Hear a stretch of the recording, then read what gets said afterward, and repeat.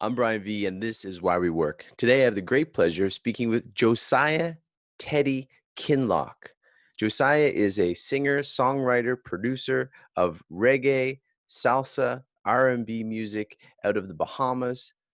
I want to find out today from him, since he's been in the industry for 4 decades, how hard is it? How hard is the grind? How does he do it each and every day? No matter what industry we're in, you have to respect someone in something in particular for 40 years. So join me in my conversation with Josiah Teddy Kinlock.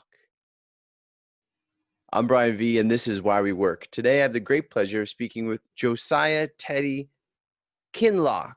Good. What do you have over there? You have the evening. Yes, evening. Good evening, sir. Yeah. Thank you, Josiah, for coming on here. I really appreciate you taking the time to do this. Can you give us a little snapshot of who you are and what you're doing nowadays? Well, I'm an artist, musician, songwriter, director, actor. Um, I kind of like do it all in the entertainment field. It's a love that came with the body, and a talent that came with the body that whatever I go to do, I put my order. It's like I don't do things unless it's a need for me or it's grabbing me. Come on, man, come do this. And that's why I'm at peace with it. I get a chance to create it and do something that I enjoy doing.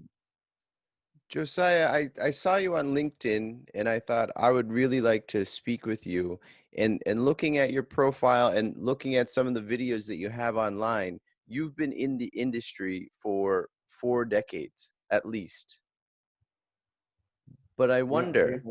I wonder, what would have been your very first job, even if it wasn't music related, maybe as a teenager or, just an adolescent? My very first job, I was 12 years old.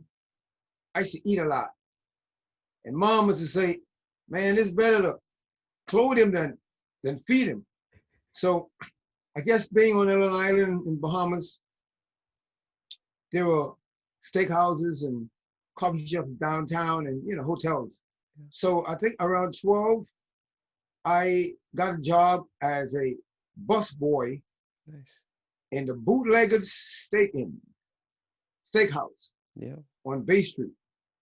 And that was my first job, man. And I had a very similar first job like that. Maybe my second job or something, but I worked as a busboy. It is quite interesting. Did you take that money? You said your mom, it's easier to clothe you than feed you. Was the motivation to bring money home, or was it just so that you can buy your own food and buy some things that you wanted? What was the motivation? Well, the motivation was, um, I guess, to bring money home and to be able to buy the things that I wanted to buy um, from having that job. And it became a great education, an experience for me. From that, I when the bartender would leave at night, I'd go behind the bar and I started being a bar boy. So I started learning um, bus boy as well as bar boy in the same evening. So I'd be able to clean the bar. I'd come there, make the syrups and the grenadine and prepare the bar. And then when I come to my bus boy station, set up there and set up the bar. How old were you when you started working in the bar? When I started working in the bar, I was 12. You're still at 12 as the bar Well, boy. 12, yeah, like for the 12, when I 12 to 13, Yeah. that 1 year thing in between was quite an experience. It was a nice, up-to-date steakhouse. Yeah. We had in the local hotel, which is an historic hotel, British Colonial, there was a great musician here. His name is Adams, Lou Adams Sr., and he had an orchestra. And when they finished at 9 at the hotel, they would come down to the Bootleggers and play until 11. This place was owned by a Canadian guy, John Tomlinson, and it was great. It was really nice. It was a beautiful steakhouse. I learned a lot. I grew up in that. In that steakhouse, I grew up, man. So were you introduced to playing music around this age as well, or even earlier, or did that not come until later? That was always around. I was playing a little, you know, with friends, goat skin drum, but I didn't take it serious until later. Okay. So did you get some other jobs along the way then after busboy or bar boy?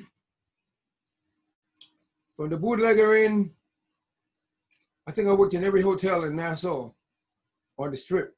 Yeah. From, you'd move here, you'd go to one hotel, be a bellman taking bags up to the room. Next job will be in the kitchen, or you do, you know, you just stay working because we had seasons, you know. Yeah. The winter was our season where tourists come to the Bahamas in the seasons to get away from the cold. So how many years, I mean, even now in some ways you probably have some gigs that go in hotels or at least in the area.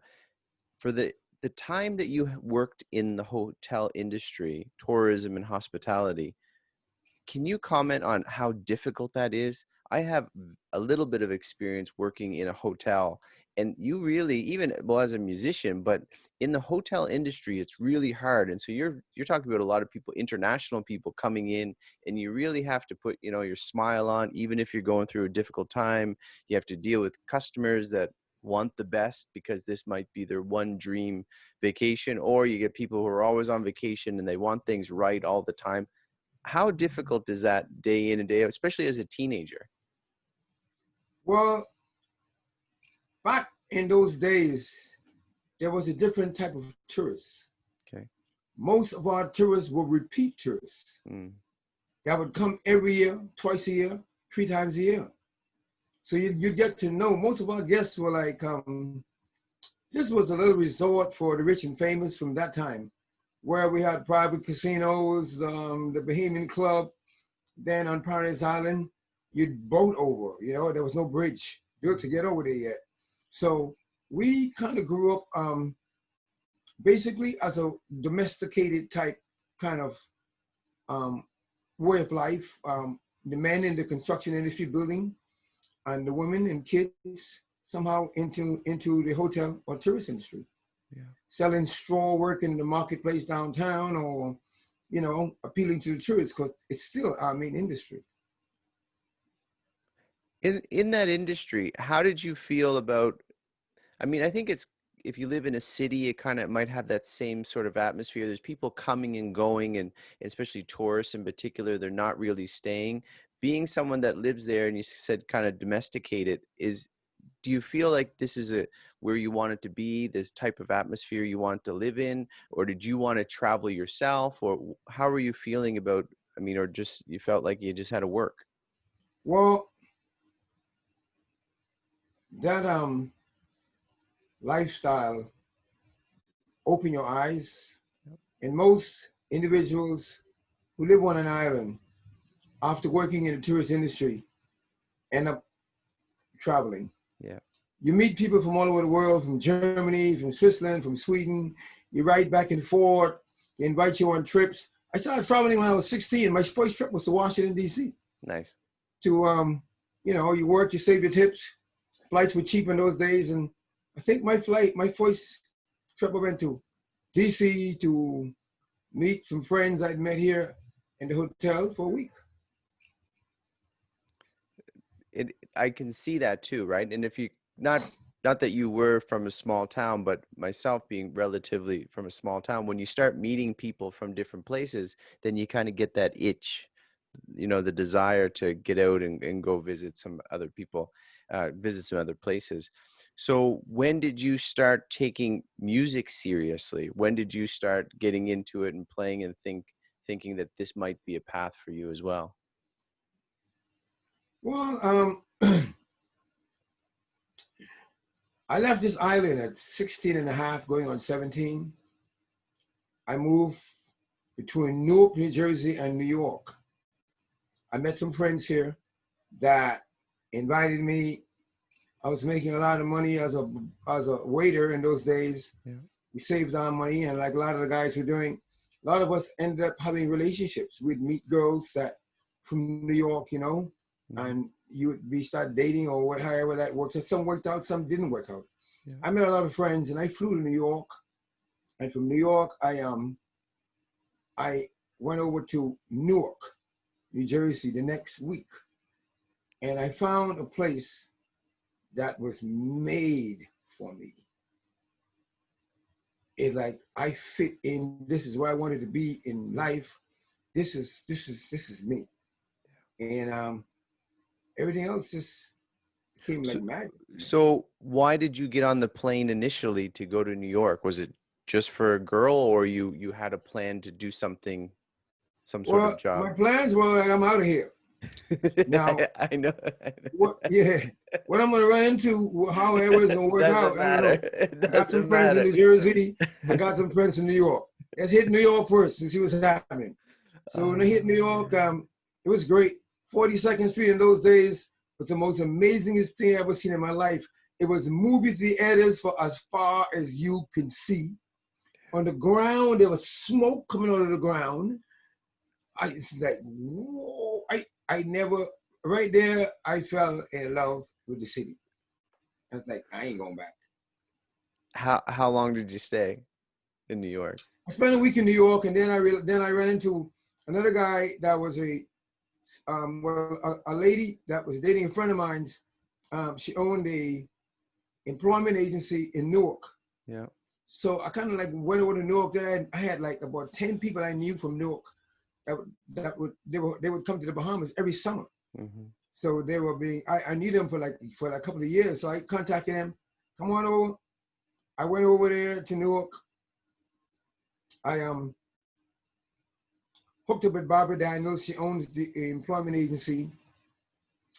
It was funny in those days. I wanted to work. I wanted to go to school. Yeah. So I went by Barbara's office. She gave me some paperwork to go to a school called Jersey Prep, but you had to pay, you know. But I came with a couple of $1,000. I had worked, young kid. I had a couple of grand stash. So you had a couple. Sorry, Josiah. You had a couple grand. Did you have just a suitcase? Yeah, I came with a few $1,000. You know. Did you have a suitcase with you too, or a backpack? What I'm trying to picture it in my mind. Oh man, we used to put it in our socks and around your waist, and you know. That's all you had. Whatever you had done. That's great. Yeah. No, it's great. But everything worked out fine. I stayed a few days in the hotel, and I let her know that I'm looking to stay here. The first thing happened was there was a huge building across the street from the little hotel I was staying downtown, a block from City Hall. It was filled with lawyers and doctors and Maseratis and all exclusive people. Yeah. And she called me and said, Ted, there's a guy in the building. He's a college student. His roommate's going in the military. He needs a roommate. So I'm like, yeah, I want you to meet Carl. So I came down, I met Carl, and he was like, yeah. And he was really happy because I was from the Caribbean. And, you know, oh, I want to go to the Caribbean, you know. For some reason, another thing, I think back in the days, in the 70s, everybody, most of the people that you met that had problems with the local Black people didn't really have too much problems with the Caribbean Blacks because there was something in common they could talk about. I was in Jamaica, and you get that to talk about. Yeah. I was in the Bahamas. Where? British Columbia? Yeah, I used to work there. And you had that in common. So that was kind of like that's interesting you say that. It's interesting you say that because I think that's just the human connection, right? You make that connection rather than, I mean, in New York or wherever it is in the state. I'm from Canada myself. And you're accepted a little differently too. Yeah. You know, you accepted like, oh, there's a guy from the Caribbean. Oh, right, he's from Nassau. You know, it's like, hey, this is Tom from the Bronx. So I got the place. I went down to the prep school.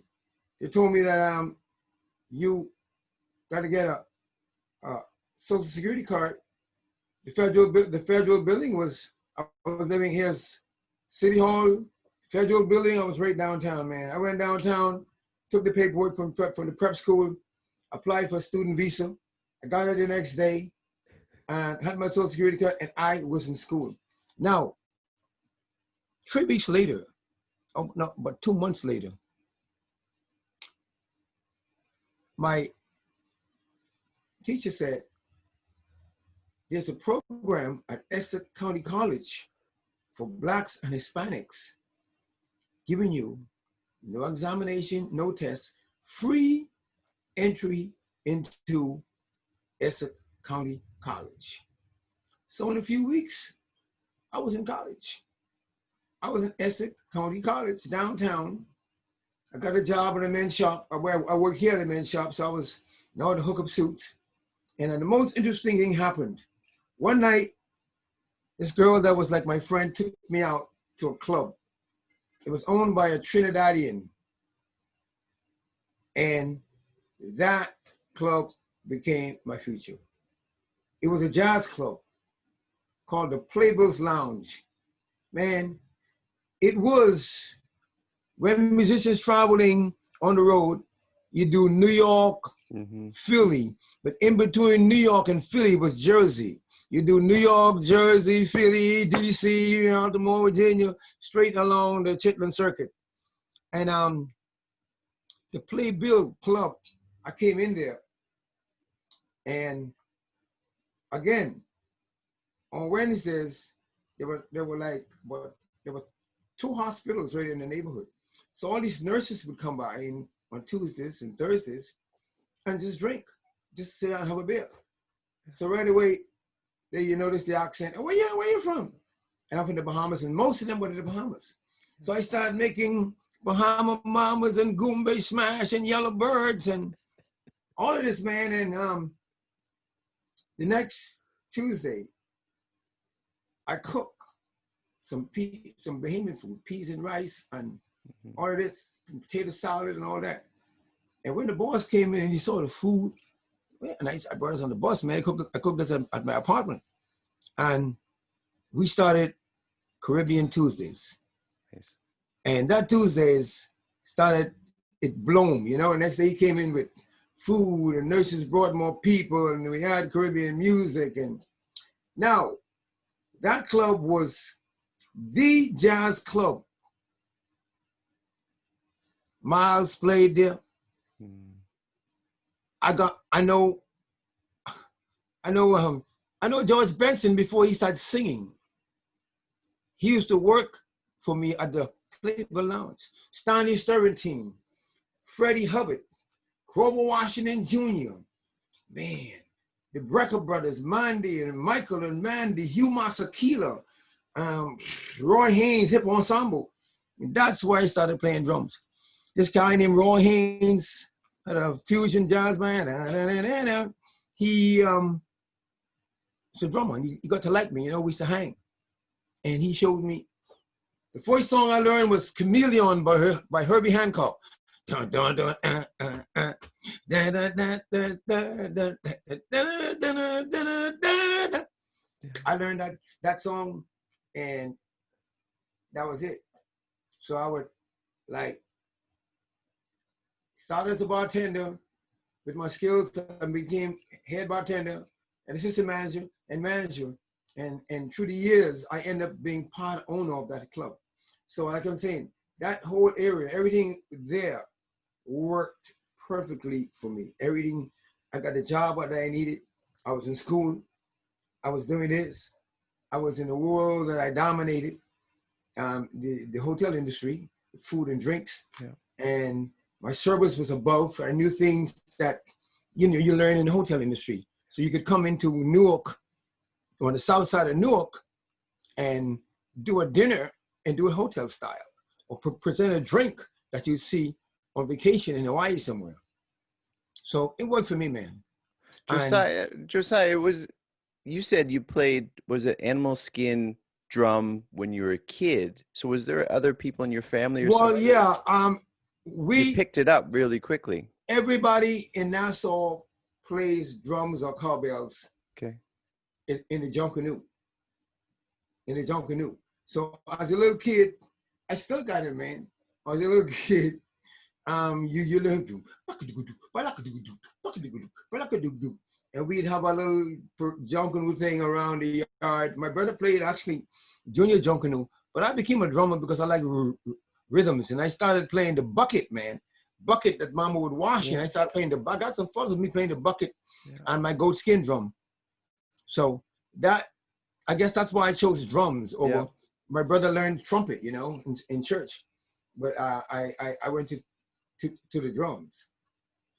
So how did your career start to take path after Newark in being even the part owner of the bar and doing your work with all in the hotel industry? Where did that start to take you? In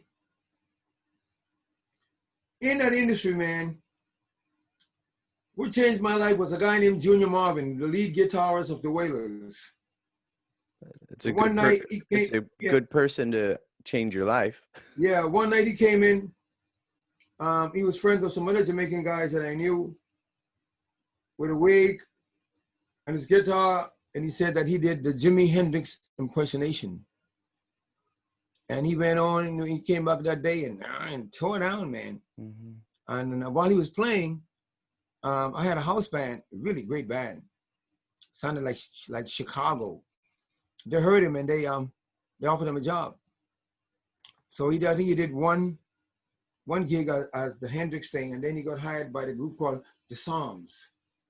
And that kind of opened the door for him. People started hearing him. So he started going on the road with T-Bone Walker and this guy and that guy, and started moving up, you know, Stevie Wonder. And that connection led me to a lot of things. I got serious with my drumming right there at the club because I play every night. Then I started taking lessons with a Puerto Rican guy named Monguito, and I started jamming with a salsa band called San Miguel 77 from Jersey, and I started playing, and then shit started happening, you know. I started playing and I became a devastating player, you know. I mastered my percussion. And things are happening. I started working with Tony McKay from Bahamas. Then I knew George Clinton from Parliament Funkadelic.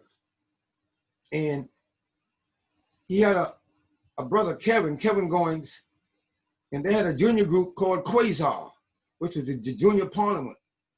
So I started doing some stuff with Quasar and a girl named Pacina, and I put my own band together. It was like too much things happening. And I was jamming here, and I started working with Quasar and that. And then I landed Flashlight Tour with Parliament Funkadelic. So I did Flashlight, and you know, I got to know, I get to meet Sly and everybody in the industry. At the same time, Junior Marvin was moved from New York to London, and was working with Eric Clapton. And Eric told him that after 2 weeks, well, you can't have two stars in the same band. But I got a cat I want you to meet. Yeah. So he turned him on to Chris Blackwell, and Chris Blackwell turned him on to Bob Marley. So that's my connection to Marley. Before all of that, was it after? During that same period, this guy, Tony McKay, a legendary Bahamian artist, we hooked up in New York, did some shows. I got him the job as an opening band for Peter Tosh on Bush Doctor Tour. So we did the US and Canada tour as an opening act. I also jammed with tour on Bush Doctor because I know all the cats, all the Sly and Robbie and the Tamerlans. And I was well into the industry then at the time, from club owner to musician. And for somehow, man, we ended up living in New Orleans. New Orleans, man. And where with his type of music, he was like a Richie Havens kind of guy, you know, but with more funk and feel. Yeah. And man, we jammed in New Orleans. We couldn't leave. We stayed there for about 5 years. And at that time, the Neville Brothers, you remember the Neville Brothers? Yep, I do, yes. Yeah, but Aaron, Ivan, they hooked up.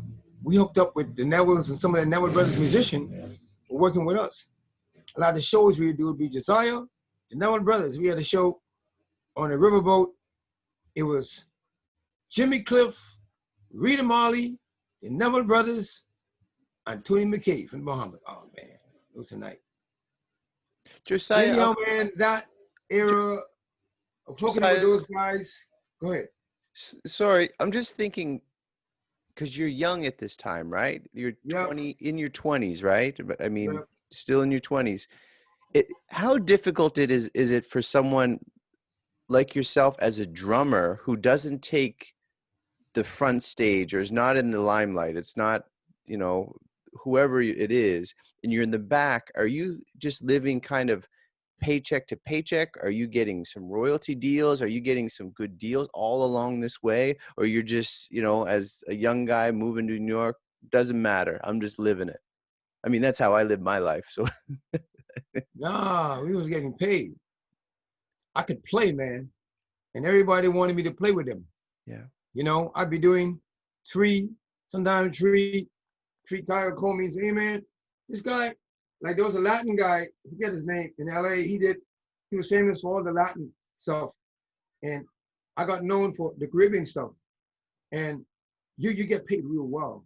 Yeah. You know, I'd go, and I remember I played with a punk rock band. They won the Caribbean field. And I came in there called The Usuals. And I laid down some tracks in the studio. And next thing you know, I did 4 gigs on the road with them. And they pay you $300 a night. You know, I don't know what the other guys making, but I'm giving me $300 a night, and I'm just going to do my thing. And then you're getting paid for rehearsal. You're getting paid, and other guys are seeing you, and you're getting hooked. So sometimes your daily, I'm going from like 4 studios in a day, and then you got a night gig, and then you got a rehearsal because you're going on tour with somebody. Yeah. So it becomes a full-time thing, you know. But in the Neville Brothers, it's like a syndicate of just great musicians, and everybody has doing their own thing, man. Everybody doing their own thing, but everybody's still together. Yeah. Daryl Johnson, the bass player, one of the baddest bass players in the world, had his own thing. Ivan Neville, who's the son of Aaron Neville, had his own thing. Brian Stoltz, guitars, had his own thing. Chin, percussion player, we shared percussion. Cyril Neville, he had his own thing, and of course, you know, Aaron Neville has his own thing. So it was just a combination of so much things happening, you know. So even came together sometimes as one thing. But I was doing a showcase in LA at Carlos and Charlie's, right on the Sunset, where Joan Rivers used to play. Well, we were getting, Daryl was getting, and Ivan were getting signed to Island Records. Rick Faboni was his name. He's an A&R guy then. And I was playing.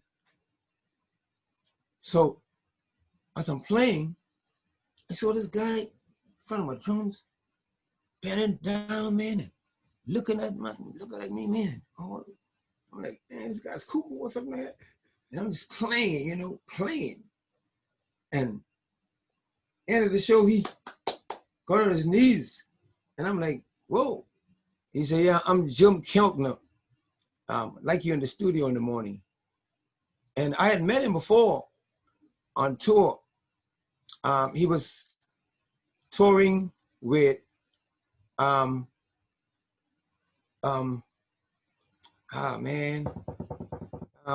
Dylan. They was with Bob in New York. I think I got the picture right here. Here's the picture, man. Yes.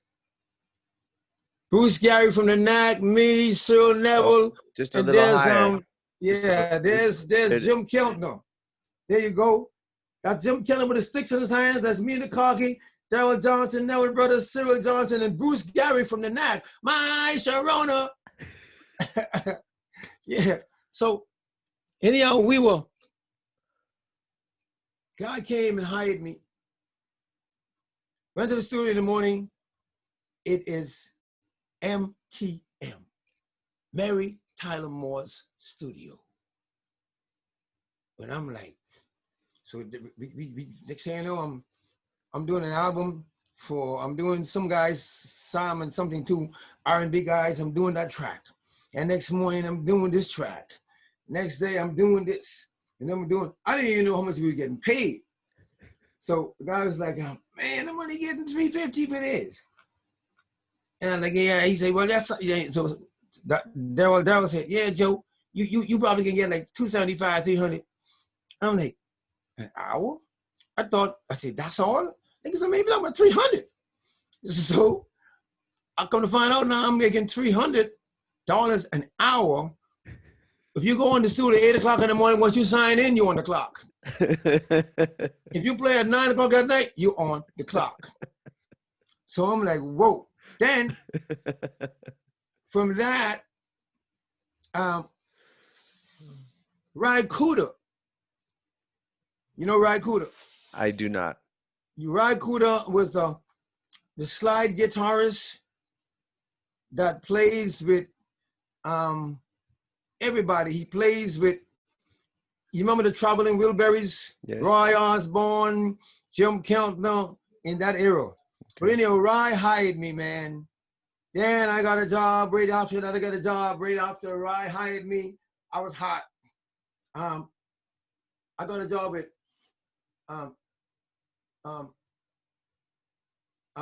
Elvis Costello. I did 4 tracks with George Harrison. I did some tracks with Bruce. I want to Bruce Gary. Oh man, he's dead now. A drummer, man. Bruce Gary? No, bro, Bruce is still alive. Yeah. Toto. What's the drummer name from Toto? Mm. Yeah, well, I can tell you his name in a minute. I got a gig with him, and it was just that. Then we ended up doing TV shows. If you remember Hill Street Blues, yes, sir. Detective Bunce from Hill Street got fired, and they built a show around him called Beverly Hill Bunce, and I ended up doing the soundtrack with that. So I became between live and studio. After I moved, I went to Hollywood to do a show and ended up living there. That's how it shit changes. So your life situation sometimes changes so much in terms of your life situation, because you'll go here for 2 weeks, and then the jobs start coming and the opportunities start coming, and you can't go back home. Speaking of home, during this time, are you phoning home? You said you were hot. Were you telling them what's going on? People in your family?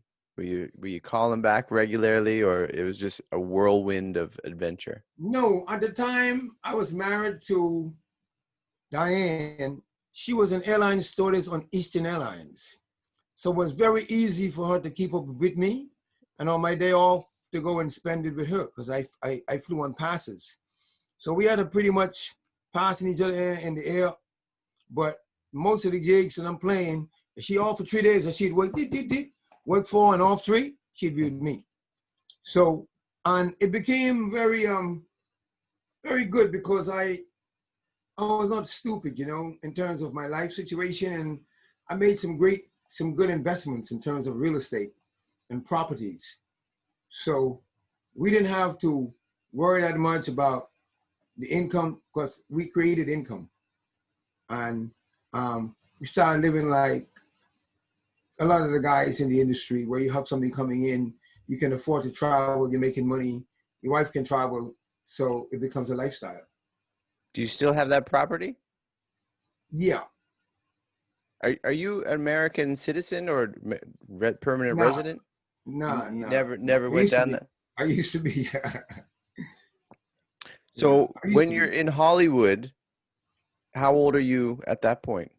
I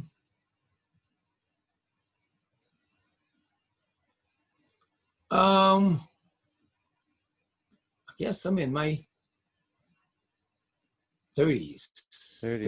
So like a decade just flew by. Yeah. 30s, 29, 30, something like that. 10 years. Yeah, it was a great, man. It was great. I was always around people doing things, guys that wanted to invest. We owned in New York, we owned gypsy cabs. We used to buy and fix up units and sell them.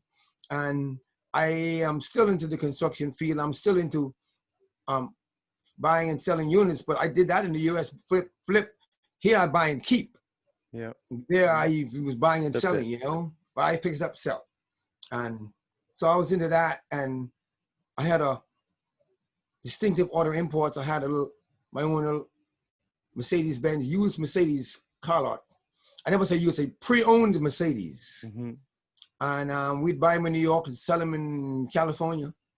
And so we had a lot of different things going on back and forward. When you're off, you're doing this. When you're working, you're doing that. Yep. And life was full, man. And it was exciting, you know? So what brought you back to where you are now? And when did you go back to the Bahamas?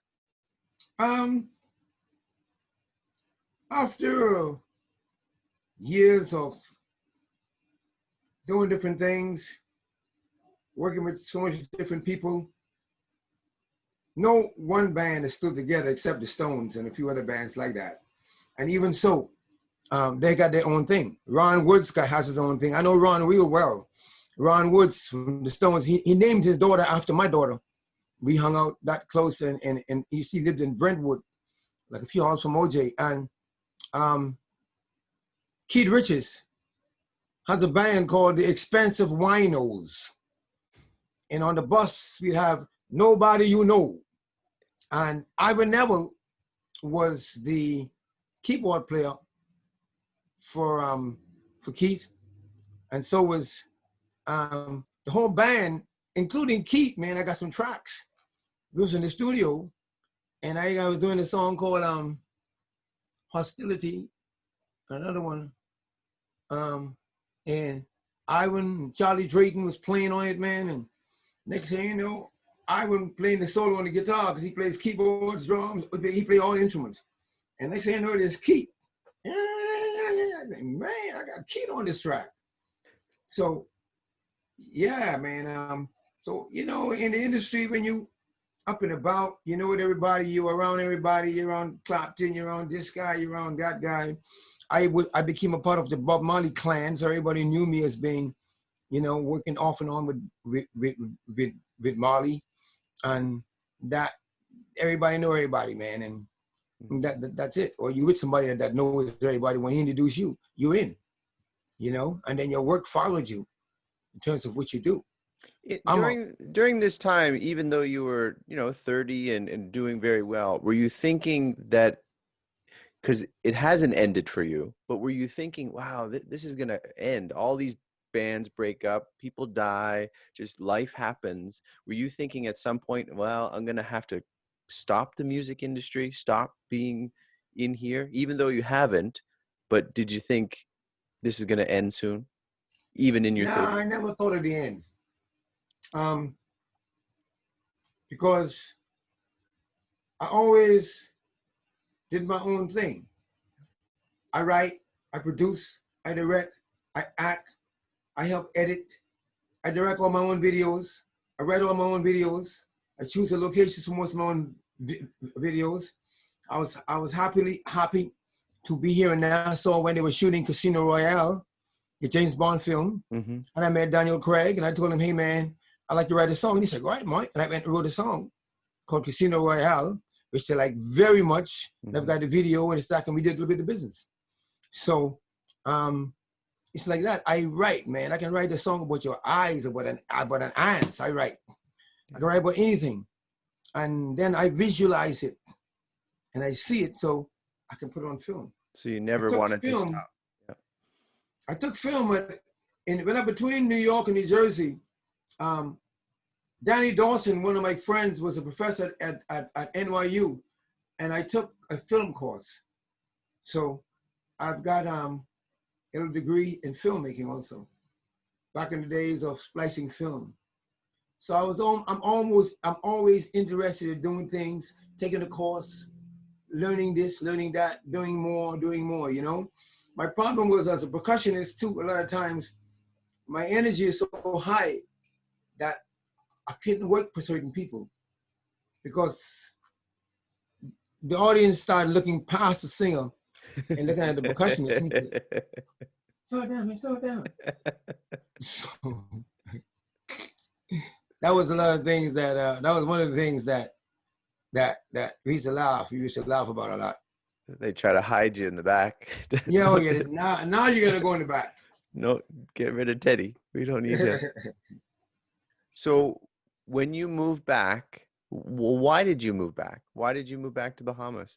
What I mean, you didn't want to quit? It was not intentional. Okay. It wasn't intentional. I came to Nassau with, at that time, my wife and my daughter, and for some reason or another,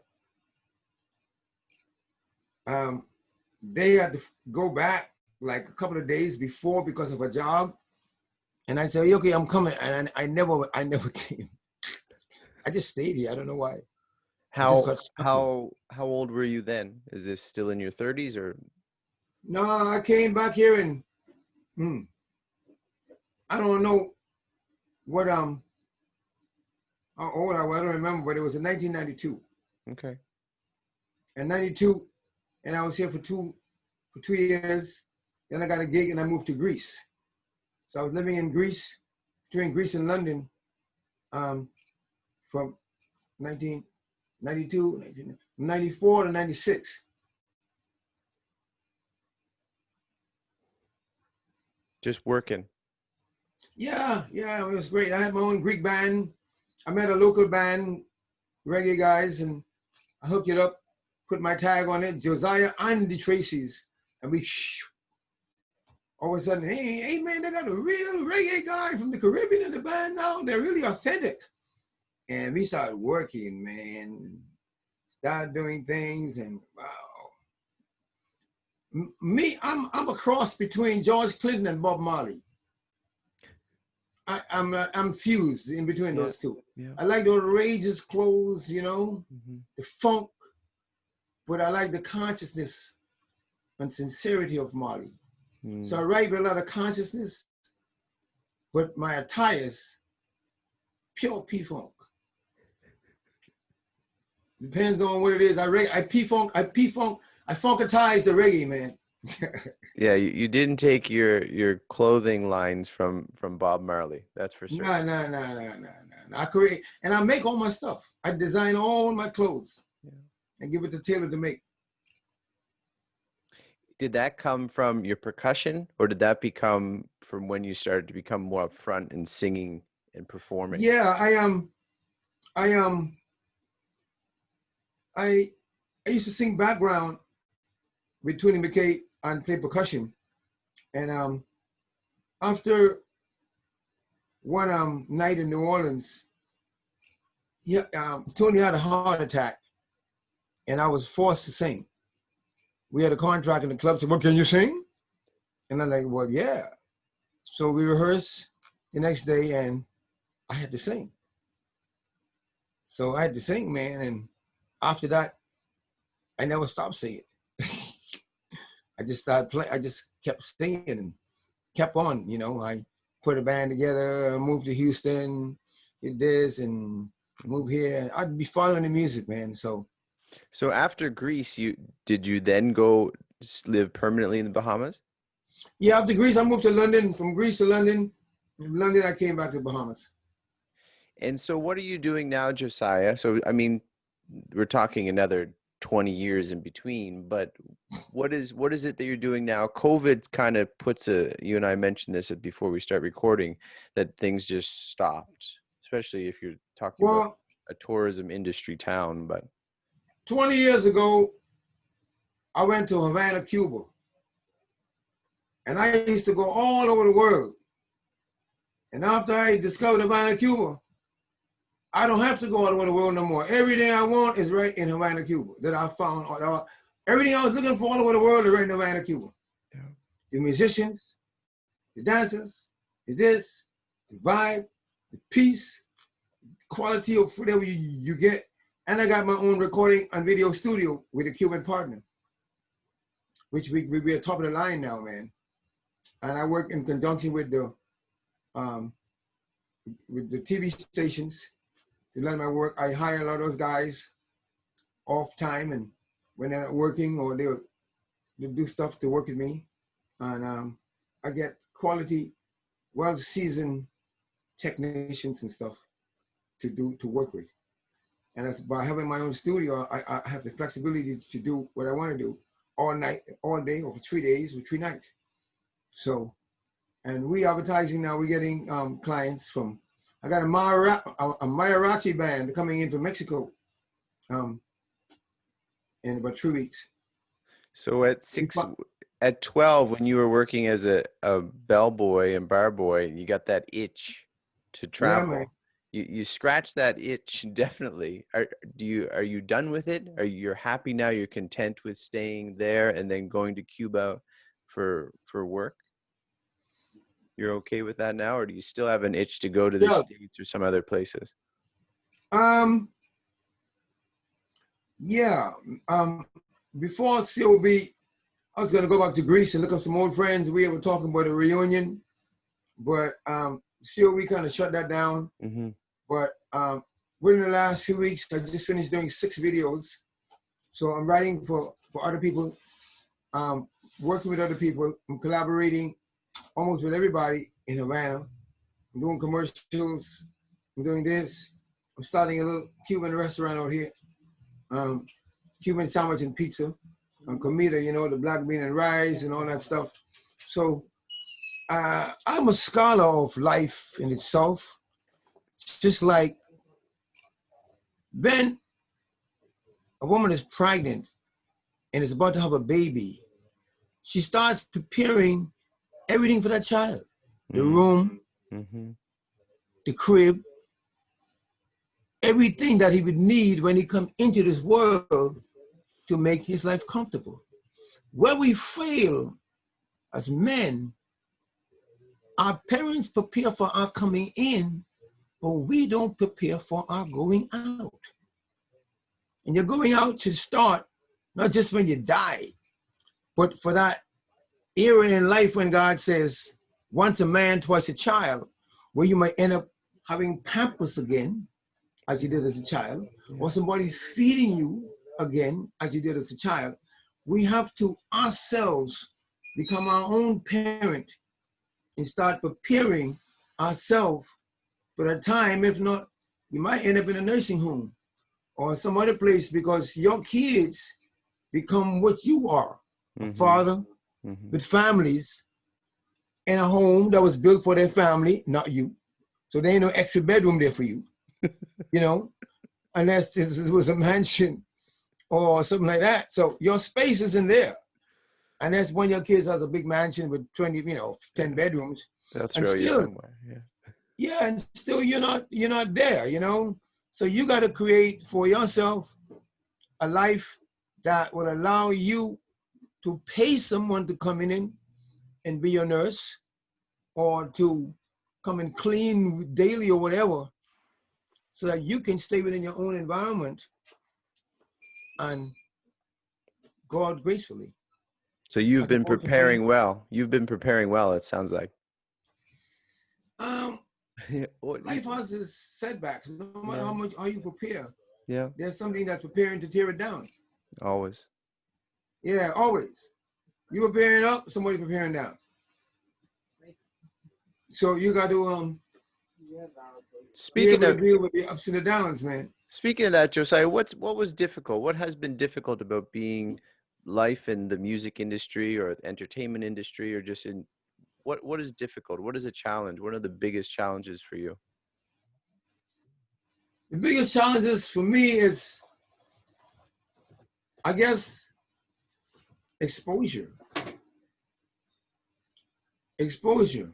If you were able to be exposed or to be marketed and given even time, I think I'm not a egotistical guy that oh, me. Man, I got so much songs. I don't even know how much songs I got.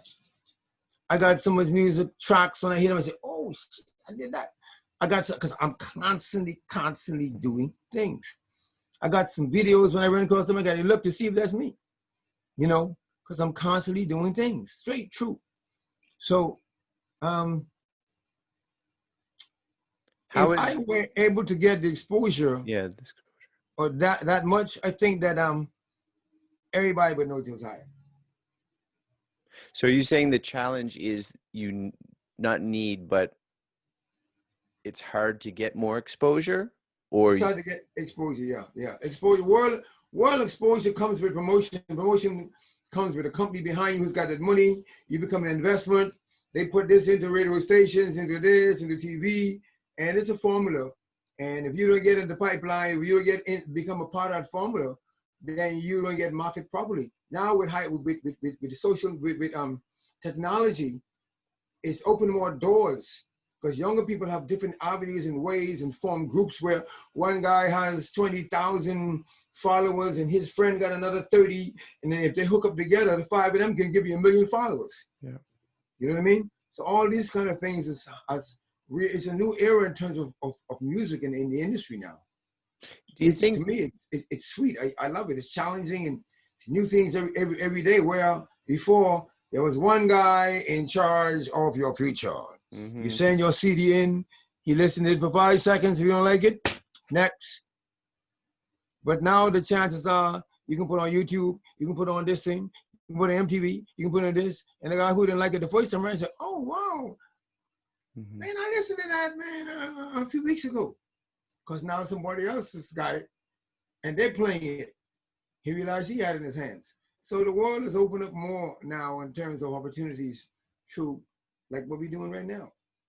It's hard too, though, because now so many people get exposure. So the idea of exposure has been diluted a bit because there's diluted, yeah. So like the idea of if someone had say 1 million followers 30, 40 years ago, like I have a solid base of 1 million people. Now there's 1 million people with 1 million followers. So it is being diluted.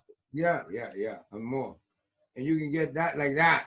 You know, you do anything and they're hooked up and we got 1 million followers. Like that. And there are professionals who do that. So I just keep on doing stuff, man, and writing, creating. But that is I just difficult, did some stuff for Junior Marvin from the Wailers. After I sent it to you, I did a track for him. He promised Bob Marley years ago that he would continue the band and he would continue fighting. And I did the song, I recorded, and I just finished the video. I sent it to him today, and I'm waiting for his nod and say, yeah, it's cool. And then I'll send you a copy, okay? It's a great track, great video that hopefully something can happen for him and for myself in terms of this work. So, but from my point of view, it'd be better to just give it to them and let them work it because there ain't no avenues here. Yeah. In terms of working or doing anything. You know, this is like the creative spot, and then you got your man of avenues. Yeah. You Promotion. Yeah. What, in all the years of 4 decades of being in the music industry, what is the satisfaction you get by doing the work that you do? My satisfaction is when I get a pleased viewer, a satisfied audience, people really showing me sincerity. I've seen people crying, man. In Santiago, Cuba, they had to bring ambulance, people were fainting. I saw a guy took off a $10,000 ring off his finger and he gave it to me. And cry, and there's of what you're doing, there's things that you can't even imagine that the response from people sometimes that you get based on what they feel from what you're doing, what you're sending, what they're feeling. Sometimes it's incredible, man. It's probably a little bit like comedy as well. People who stand up on stage and perform comedy, and it allows people to get outside of their life for a little bit and enjoy something on a different level, and they can appreciate some of the finer things of life while taking the time to be with you and listen to your music, and then they can just forget about that bothersome world out there. This allows me to get outside myself. You know, I've created, I got the reggae look, the reggae, and then I got the Mad Max look, man, with the helmet and all of that. I do that. I mix it with reggaeton as well as reggae. That's the P-Funk thing. When and that, like, I'm going to war, man. I put on the helmet, and when that puts you in that frame of mind, you know. When you get on the general cap, you're in the reggae, you're the field marshal, you know, and your attire plays a part in terms of what you're feeling. You're dressing the part of how you feel, and you're ready for the battle.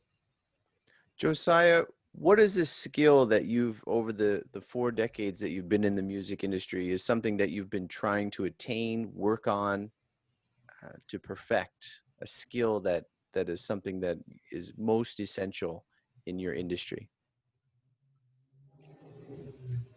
That I'm trying to attain? Not, well, it's maybe something you've perfected already, but it's something that if someone else was getting into the industry, they really need to work on this skill. Songwriting, man.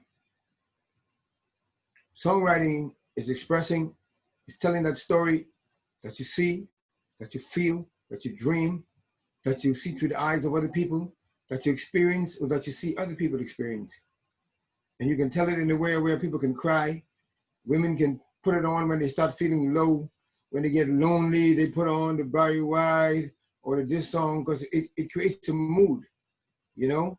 When they want to get riled up, get up, stand up, oh yeah, right? And certain songs come on based on the mood of what they want their energy to be like. They put on that song as a rallying song, you know, to motivate people or to get them up.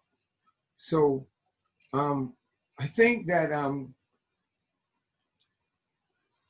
that is, to me, an important skill. One of the most important things is when you can write, express what you feel, and write about anything at all. How old were you when you wrote your first song?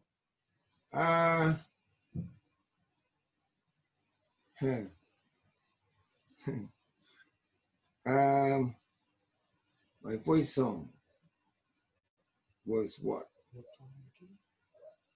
I don't remember my first song. You would have been in your teenage years, though? Yeah, it was around when I first started playing drums. Yeah. I started scribbling, you know?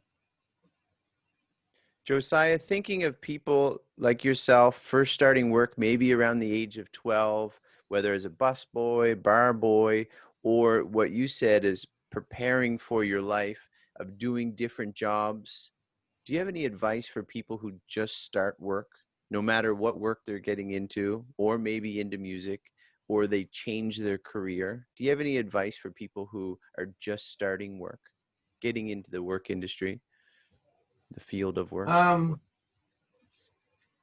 most people, or for a lot of people, the body comes with a gift. And if we realize that gift, we don't have to work at it, because we come mastering it. Like a guy who can run, you can only teach him form, but you can't teach him speed. He's got the speed, you know? Yeah. So you can teach him how to perfect it so he can flow, but he could have run from he came on the court, on the track. So once you find something that you like to do, you do it well, you enjoy doing it, you won't feel a day of work. I go in the studio in the morning, and if I leave the next morning, I don't feel nothing. because I've been working and said, man, what time is it? What? Let's get out of here.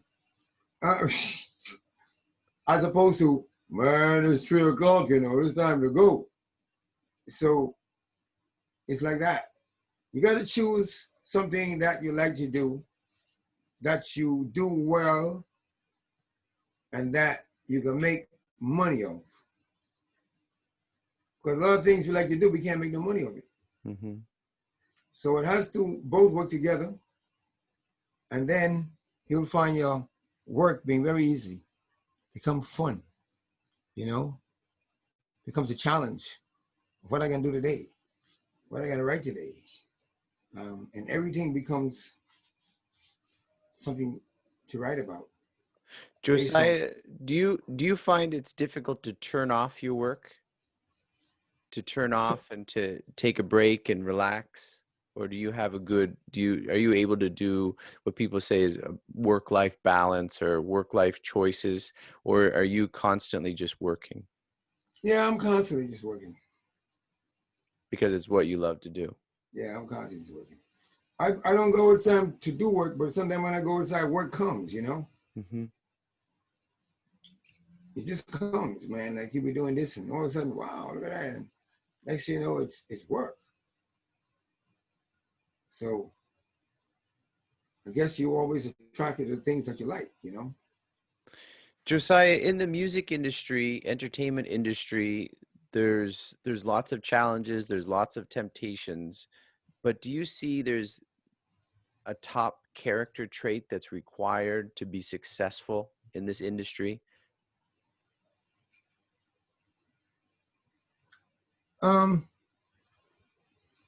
Depends. We got the one hitters, and then we got those who become legends. Mm-hmm. So repeat success, it was keep you in the one hit mistake, or somebody put money into something to make it popular. It's quite different. Consistency, I guess. Yeah. Being consistent, hardworking. Yeah. Consistency. Josiah, do you have a goal, a big overarching goal for your music or what you're doing in the industry? Yeah. I like to feel the success. I guess, you know the guys that are compulsive lottery ticket buyers, their main goal is to one day, man, hit the lottery. So in our mind, I think all musicians is a closet lottery ticket buyer. You know, one day we are hoping for that song to blah or this to happen or something like that, and we win and we hit Recognition. Yeah, we can follow the path. Sometimes we follow the path that takes us to slow success. Other guys do it, and the first song is success. So it has its ways based on your connections or your God-given chance in life of what it's supposed to be, you know, premonition of what you're supposed to do. What happens, it's your destiny.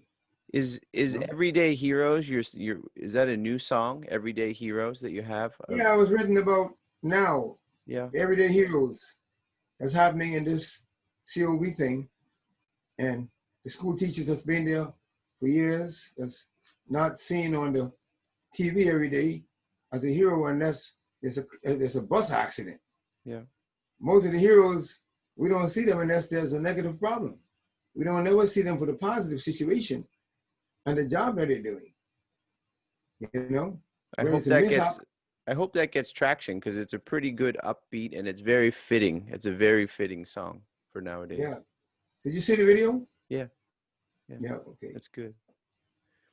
Is there anything, Josiah, that people do not understand about you that you would like them to understand so they can have a better appreciation of the work you're accomplishing and what you've done for 40 years? Is there something that you'd like people to understand about you?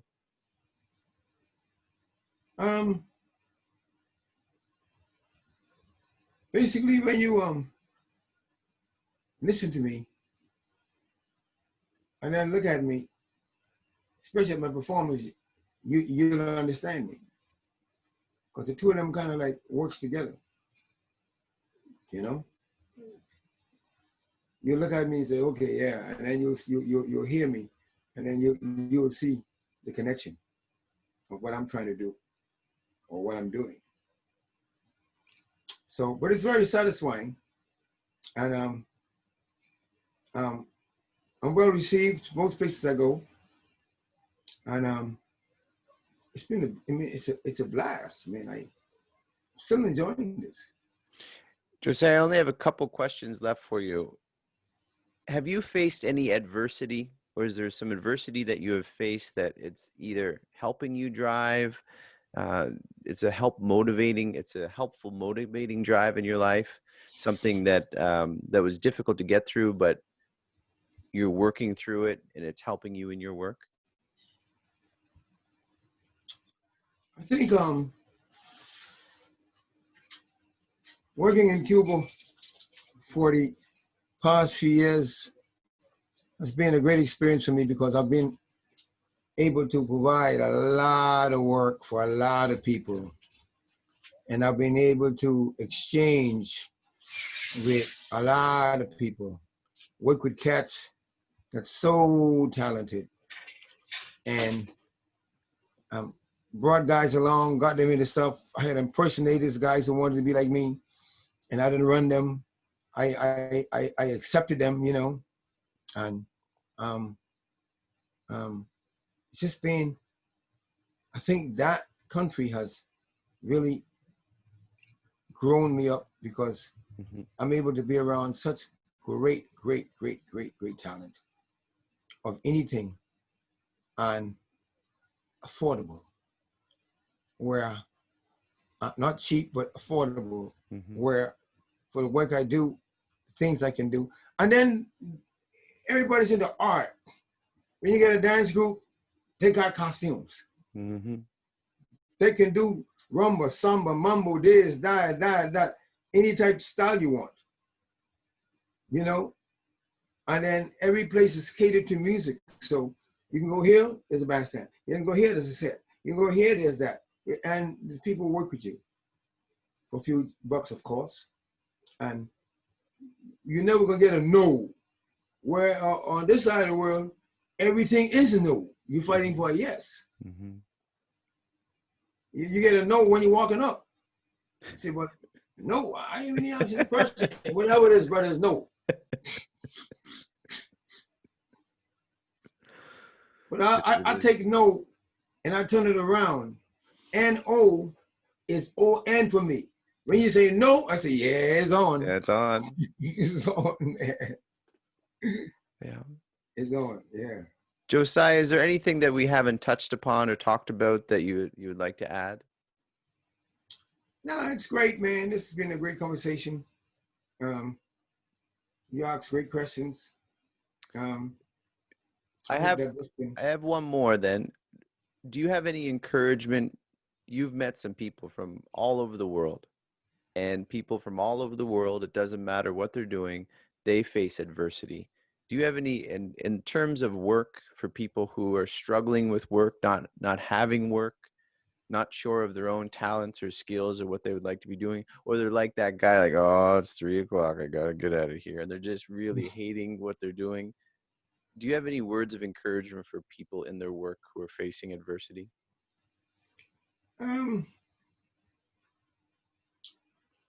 Man, the hardest thing to do is to do something that you don't want to do, or you're being forced to do. Adversity comes more than appeal. People are going to criticize you more than they're going to talk good about you. Haters are going to hate you more than likers are going to like you. Because it's easy to do those things as opposed to do the good thing. So that's part of the challenge right there, is changing the minds of those who used to Oh, I remember when I didn't like that guy, you know, well, he's okay now, you know, to changing the minds of those that didn't to those that do. Mm-hmm. And I write everything, play every style. I ain't afraid of no collaborating or fixing it or mixing it. I can do reggae with the salsa. I did the first reggae cabaret. A big cabaret band that's used to doing the cabaret. And I just reggae-fied it, man. And they're like, whoa, 40 dancers in a Latin cabaret dancing to reggae. Reggae-fied it. Reggae-fied it. Reggae-fied it. Reggae-fied it. I like that. Yeah, once everybody keep thinking positive, stay positive. Don't let the things that you hear and see each day influence you, because the things you see in each day, they change every day. Mm-hmm. So your mind will be changing like the things you see and hear every day if you follow the things you see and hear every day. Josiah, also, you have a good sidekick beside you too. Oh yeah. She's your manager, I think. Oh yeah, she handles things. How can people reach you? Get in contact with you. I'm on YouTube at Teddy Josiah, or Josiah Kinlock. Josiah Kinlock. Mm-hmm. I'm on all the Spotify's and all that. And for now, that's basically it. But we're looking in terms of growth. We're collaborating with some other things and people in the future. So, and people like yourself, thanks so much for allowing this opportunity. I don't know how much or what the exposure is, but there might be someone on this who sees and say, wow. Yeah. And next thing you know, I'm contacted to do something because of this opportunity. Mm-hmm. So each opportunity creates an opportunity. I have one more question for you, Josiah, and that is, why do you work? I work because if there was no work, there would be nothing. Work is building a house. Work is fixing your car. When work stops, the world stops, man. So Bible said you gotta work. You gotta work, man. By the sweat of thy brow shall thou eat bread. And with work comes fruit. Things happen. If you don't work, what you gonna do? You're gonna beg. Or you're fortunate enough to have inherited something. But for the average person, work is the way of life. Work is what we are supposed to do. There's so much work here on earth for us to do. There's work that we need to do. There's work that's not for money. There's work that we do because we care. There's work that we do because we're forced to. So there's all different types of work. But the work that you give freely and because you care to do it are the most meaningful work that and satisfying that I think you will get your best results and feelings from what you're doing. I agree, Josiah. Josiah Teddy Kinlock, I've appreciated the time that you've given me, and I certainly appreciate the work that you do. Okay, Brian. Thanks very much, man. I appreciate it.